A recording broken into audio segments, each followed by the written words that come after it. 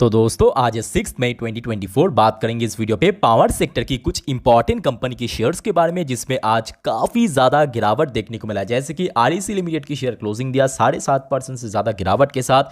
Power finance corporation यानी PFC की share closing दिया ऑलमोस्ट 9% के आसपास गिरावट के साथ। और दूसरी ओर में इरेडा की शेयर क्लोजिंग दिया 4% से ज़्यादा गिरावट के साथ।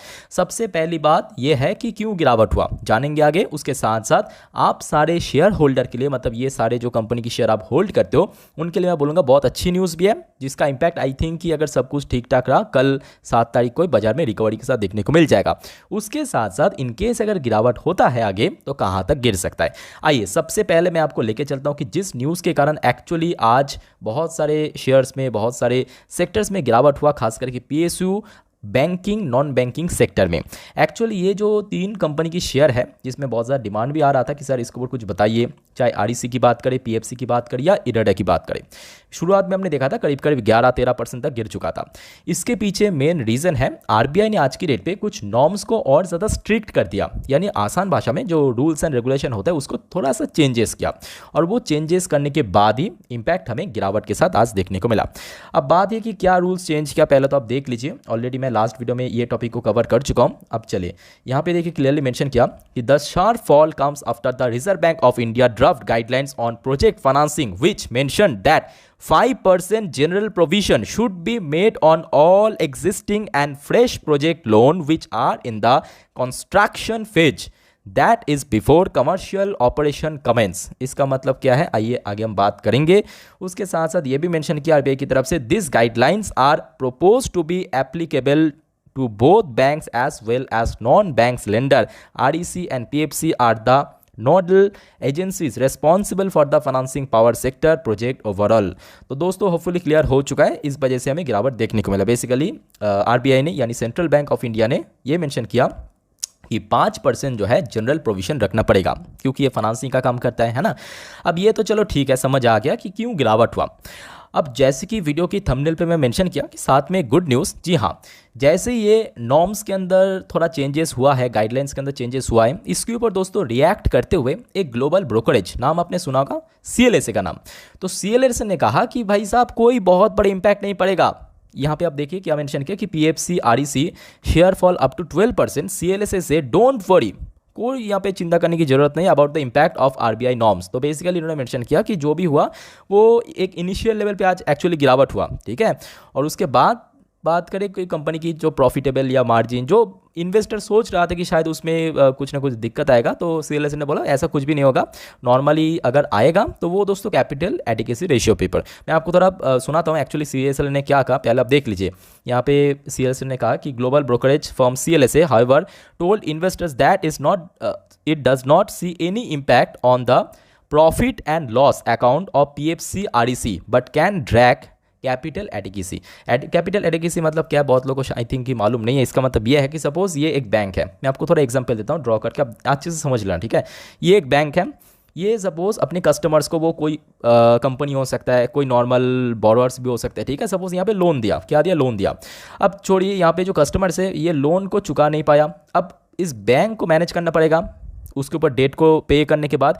तो वो जो बैंक अपने जो यहाँ पे जो मतलब जो लोन बुक को यहाँ पे मेंटेन करने की उसका जो रेशियो, उसे हम बोलते हैं कैपिटल एडिक्वेसी रेशियो। होपफुली उसको क्लियर हो चुका है। सपोज एक कस्टमर अगर लोन को पे नहीं कर पाया, मतलब जो लोन लिया था उसको दे नहीं पाया बैंक को, अब बैंक उसको फिर कैसे मैनेज करते हैं उसे हम बोलते हैं कैपिटल एडिक्वेसी, ठीक है। तो इसमें थोड़ा सा इंपैक्ट आ सकता है, बट अल्टीमेटली सीएलएसए ने कहा कि इसकी जो प्रॉफिट और लॉस के अकाउंट में कोई बहुत बड़ा इंपैक्ट नहीं पड़ेगा, ठीक है।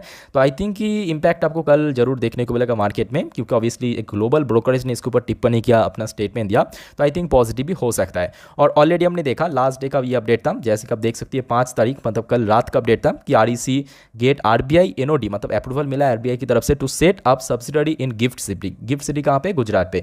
तो गुजरात की जो गिफ्ट सिटी है, स्मार्ट सिटी, वहां पे दोस्तों आरईसी को अप्रूवल मिल गया अपना जो सब्सिडरी कंपनी वहां पे बिल्ड करने का या सेट करने का, ठीक है। तो कहीं ना कहीं देखा जाए न्यूज़ तो काफ़ी अच्छा था एक्चुअली। आज इस जो आरबीआई की कुछ गाइडलाइंस चेंज करने के बाद ही इंपैक्ट हमें काफ़ी नेगेटिवली देखने को मिला। होपफुली दोस्तों क्लियर हो चुका है।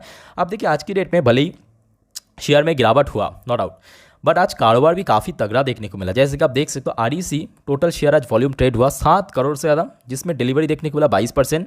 पीएफसी की बात करें करीब करीब यहाँ पे कितना 6.5 करोड़ के ऊपर शेयर ट्रेड हुआ, 25-26% की डिलीवरेबल परसेंटेज। इरेडा की बात करें, इरेडा भी आज आप देख सकते हो कि करीब करीब 3.5 करोड़ से ज़्यादा शेयर ट्रेड हुआ, उसके ऊपर बाइंग साइड में ऑर्डर भी लग चुका है और डिलीवरेबल परसेंटेज भी करीब करीब 33.5% के ऊपर देखने को मिला, यानी काफ़ी अच्छा खासा डिलीवरी ये तीनों ही कंपनी के शेयर में आज हुआ है। ओके, तो न्यूज़ तो हमने खत्म कर लिया। बात करेंगे अगर फर्दर शेयर में गिरावट होता है तो कहाँ तक गिर सकता है, कहाँ पे नेक्स्ट सपोर्ट लेवल है, आइए आगे हम डिस्कस करते हैं। तो दोस्तों अभी आपके सामने मैं ओपन कर लिया आरईसी लिमिटेड की लास्ट 3 महीने की कैंडलस्टिक चार्ट पैटर्न, एक एक करके हम डिस्कस करेंगे। सबसे पहले आरईसी, उसके बाद पीएफसी, उसके बाद इरेडा। बट उसके भी पहले दोस्तों अगर आपको वीडियो भी तक अच्छा लगा, इन्फॉर्मेटिव लगा, प्लीज़ वीडियो को लाइक करना और प्लीज़ दोस्तों चैनल को सब्सक्राइब करके जरूर रखना। इस टाइप की इन्फॉर्मेटिव वीडियो हर रोज़ पाने के लिए देखिए एकदम फ्री है, तो प्लीज़ दोस्तों चैनल को सब्सक्राइब करके रख देना। ओके, तो आज से लगभग 2-3 दिन पहले, मतलब 2-3 ट्रेडिंग डे पहले हमने देखा था कि कंपनी की रिजल्ट आउट हुआ था। रिजल्ट नॉट आउट इस बार बहुत अच्छा था, साथ में कंपनी डिविडेंड का भी अनाउंसमेंट किया, जिसके चलते हमने देखा शेयर में एक एक दिन में हमने देखा। इसके पहले देखिए ये जो लंबा लंबा सा कैंडल आपको दिख रहा है, एक दिन में करीब करीब 9% 10% ऊपर की तरफ मूव किया।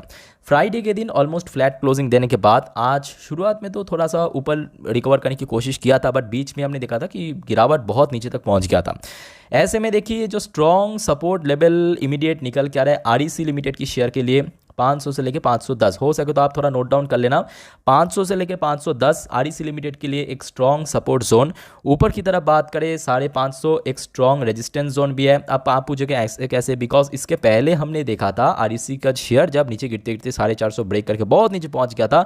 बार बार यहाँ पे आप देख सकते हो 500-510 के आसपास मल्टीपल टाइम रेजिस्टेंस मिला था। क्योंकि आज की डेट पे इवन देखें आज शुरुआत में यहाँ पे जाने के बावजूद भी क्लोजिंग कहाँ पे दिया 516 पे, तो कहीं ना कहीं यहाँ पे एक अच्छा सपोर्ट बन चुका है और साथ ही साथ लॉन्ग टर्म इन्वेस्टर्स के लिए एक अच्छा अपॉर्चुनिटी क्लियर हो चुका है। तो मेरे तरफ से मैं बोलूँगा इस टाइप की शेयर अगर आपके पास है आराम से होल्ड करें, कोई दिक्कत नहीं है। और जिनके पास नहीं है उनके लिए देखिए बाई करने का एक आइडियल प्राइस है आज की रेट पे, ठीक है। आरईसी लिमिटेड की बात करेंगे, पीएफसी लिमिटेड। अब देखिए ये दोनों ही कंपनी का जो काम है ना ऑलमोस्ट सिमिलर है, मतलब एकदम हुबहू नहीं बट ऑलमोस्ट सिमिलर सेक्टर से सिमिलर काम करता है दोनों ही कंपनी। चाहे आरईसी की बात करें पीएफसी की बात करें, तो ये दोनों कंपनी में आप कोई भी शेयर को चूज कर सकते हो, वो आपके ऊपर डिपेंड करता है, ठीक है। बट अगर आप मेरा पर्सनल ओपिनियन मांगेंगे मैं आपको बोलूँगा आरईसी बेटर है कंपेयर टू पीएफसी, ठीक है। अब देखिए आप चाहे तो एग्री डिसएग्री करेंगे, वो आपके ऊपर डिपेंड करता है, ठीक है। दोनों ही कंपनी अच्छे डिविडेंड पे करता है, दोनों ही कंपनी जो रिटर्न्स का प्रोफाइल ऑलमोस्ट सिमिलर है लास्ट 1 साल से। तो पीएफसी का तो अभी तक रिजल्ट आउट नहीं हुआ, बहुत जल्दी आउट होगा इसी आप नेक्स्ट ट्रेडिंग वीक पे एक्चुअली। तो पीएफसी के लिए मैं बोलूँगा इमीडिएट जो स्ट्रॉन्ग सपोर्ट जोन है ये वाला जोन, जैसे कि आप देख सकते हो यहाँ पे इंडिकेटर जिसका नंबर ऑलमोस्ट यहाँ पे 410-15 के आसपास आ रहा है। इमीडिएट अगर गिरावट हुआ, आज भी हमने देखा इसी लेवल पे सपोर्ट मिला, उसके बाद बाउंस बैक हुआ ऊपर की तरफ इमीडिएटली 450 एक फिर से रेजिस्टेंस दे सकता है, जो कि इसके पहले बीच में हमने देखा था शेयर में जब रिकवरी हुआ था। देख लीजिए यहाँ पे लगभग 450-480 तक शेयर निकल गया था, उसके बाद रेजिस्टेंस फेस किया, फिर से नीचे आके क्लोजिंग दिया। तो पीएफसी की केस में बोलूँगा आपका जो एंट्री पॉइंट हो सकता है नीचे अगर शेयर में गिरावट हुआ 420-425 के आसपास, आप चाहे तो इसमें एंट्री ले सकते हो, ठीक है। ओके, तो अभी हम बात करेंगे last and final share IREDA, जिसके लिए आप लोग इतना ज़्यादा वेट कर रहे हैं। इरेडा के अंदर भी आज 4% गिरावट हुआ, नॉट आउट काफ़ी ज़्यादा ही गिरावट बीच में हमने देखा था। रिजल्ट अच्छा होने के बाद शेयर में रिकवरी हो गया था, 180 क्रॉस भी कर लिया था। उसके बाद आज की डेट पे ये सब कुछ होने के बाद शेयर में नीचे आके क्लोजिंग दिया। बट एक बात अच्छा हुआ कि शेयर में एटलीस्ट लेवल ब्रेक नहीं किया। ध्यान से देखिए शेयर में आज गिरावट हुआ 4%, बट शेयर लेवल ब्रेक नहीं किया। कौन सा लेवल की मैं बात कर रहा हूँ, जहाँ पे लास्ट कुछ टाइम से बार बार रेजिस्टेंस मिला था। ये जो ब्लू कलर का लाइन है ना, जो आप देख सकते हो, जिसे हम बोलते हैं 20 डेज की ईएमए, आप थोड़ा सा यहाँ पे लिख लीजिए 20 डेज की EMA for exponential moving average, जिसका नंबर निकल कर है अप्रॉक्सीमेटली 170। यहाँ पे दोस्तों एक बढ़िया सपोर्ट है। तो मैं बोलूँगा जिनके भी टारगेट लॉन्ग टर्म का है, आप अगर लॉन्ग टर्म इन्वेस्टर्स हो, बहुत बढ़िया अपॉर्चुनिटी है, बहुत बढ़िया। क्योंकि शेयर जो है अपना ऑल टाइम हाई 215 से आज देखिए 172, आप थोड़ा कैलकुलेट करके जरा देख लीजिए, बहुत नीचे मिल रहा है। मोर देन 20% डिस्काउंट में तो आज भी मिल रहा है शेयर। कुछ दिन पहले तो बात अलग था, वो तो बहुत नीचे पहुंच गया था, बट आज भी देखिए शेयर बहुत नीचे मिल रहा है। तो I think go for it. बाकी देखिए कोई भी डिजिटल लैंड पर आप खुद भी अच्छे से इसको एनालाइज करना, उसके बाद इन्वेस्ट करना ना करना कंप्लीटली आपके ऊपर डिपेंड करता है। बाकी दोस्तों वीडियो को वाइंड अप करता हूँ, कोई भी डाउट्स है कमेंट करके क्लियर करना। टेक केयर, बाय बाय, जय हिंद।